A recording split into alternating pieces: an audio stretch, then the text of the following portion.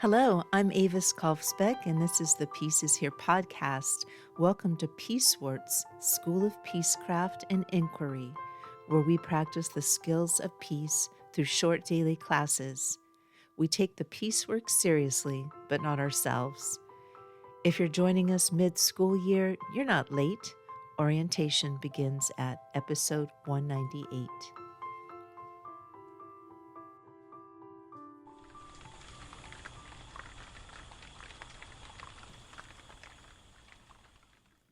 Welcome, Peace Scholars.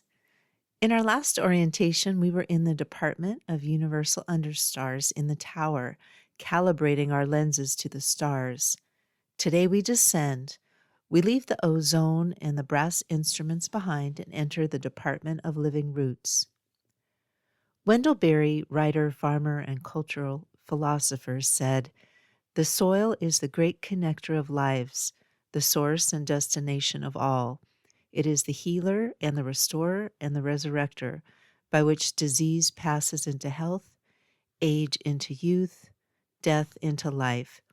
Without proper care for it, we can have no community, because without proper care for it, we can have no life." You'll notice the air here is heavy and warm. It smells of damp earth, decaying leaves, and new life. If Universal Understars 101 was about the high view, this department is about the root system. We aren't looking at the horizon anymore. We are looking at the dirt beneath our fingernails. The department motto, the law of return. The motto of this department is simple: nothing is taken that is not returned. In other places, you might study botany as a way to categorize the world, to label what is useful and what is weed. But here we study the ethics of the soil. We believe that peace is a biological practice. You cannot keep extracting from the ground or from a community without putting something back. If you do, the system collapses. This department exists to prevent extraction masquerading as peace. The equipment check, tending the growth. In this greenhouse, we don't use wands to force a bloom. We use patience. We practice a sort of growth charm that isn't found in a book of incantations, but in the consistency of our care. Your primary instrument in this department is your ability to notice. You need to notice when a system is root-bound, where the energy is stuck and can't expand. You need to notice when a monoculture of thought is stripping the nutrients from our social soil. To be a scholar of living roots is to be a scholar of repair. The warning, the trap of the static garden. A word of caution. It is easy to look at a garden and want it to stay exactly as it is. We like the flowers when they're in bloom, but a garden that doesn't change is a dead garden. In this department, we embrace the compost. We embrace the messy parts of peace, the rot, the worms, and the slow, dark work of reallocation. If you are afraid of getting your hands dirty, or if you think peace should be tidy, you may find the lessons here very challenging. But if you press on, we promise it will be rewarding. Now let's put our hands in the dirt. Today's topic is soil as peace treaty. If we look back at the history of human conflict, soil is often the first treaty we break. Soil is the multi-species infrastructure that allows a society to exist. When that infrastructure fails, conflict is almost always the downstream result. To understand peace, you must understand these four historical and scientific cause and effect chains. 1. The Mesopotamian salinization. In ancient Sumer, intensive irrigation without proper drainage led to salinization, salt rising to the surface and poisoning the grain. As the soil failed, the calorie supply plummeted. This led to internal instability and left the region vulnerable to invasion. The collapse was an agricultural failure before it was a military one. 2. The Dust Bowl and displacement. In the 1930s, the deep plowing of the American Great Plains destroyed the root systems of the native grasses. When the drought hit, the topsoil, the literal infrastructure of the economy, blew away. This caused the largest displacement of people in American history. Displacement is a primary driver of social friction. When people are forced to move because the land can no longer feed them, the risk of conflict over new resources rises exponentially. 3. Colonial extraction and monocultures. Colonial agriculture was designed for extraction, not return.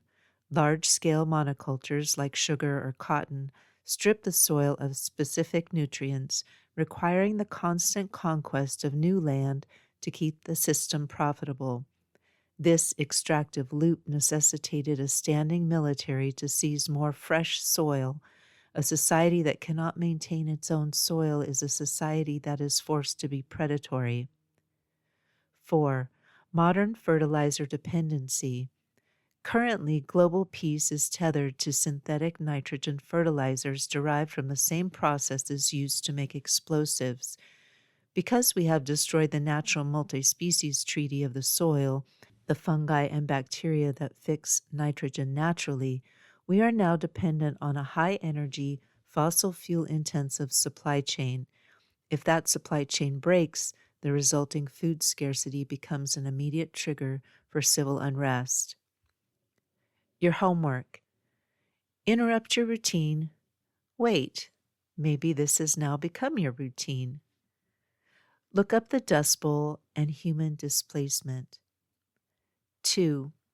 Write down one question you have about how food scarcity impacts local peace or anything about this episode.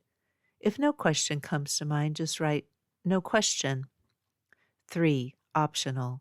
Journal for 5 minutes about where your calories come from. Do they come from a local law of return system or an extractive monoculture system? The work of the worm. We value the work of the worm, the literal engineer of the law of return. The worm stays in the earth, doing the vital work of turning waste into life. Until our next class, keep your feet in the living roots. Class dismissed. Thank you for listening. Did you know that the stuff we buy can contribute to world conflicts? It's true. My new book, Peace Stuff Enough, is out now to help us keep our stuff longer and buy less stuff, because peace starts in our homes. If you'd like to support the Pieces Here podcast, the most helpful way is to follow it wherever you're listening. It helps me share the message with others. You can also support this piecework at my Patreon for about what a used paperback goes for these days. Just go to Patreon at patreon.com/Avis Kalfsbeck. That's AVISKALFSBEEK. You can find all of my peace projects and stay in touch at aviskalfsbeck.com. Music is by Javier Peque Rodriguez. Sound effects are from Pixabay. Regarding peace, we need not delay or despair. We are not late. We are right on time to love. We are all scholars of peace. Listen for the peace.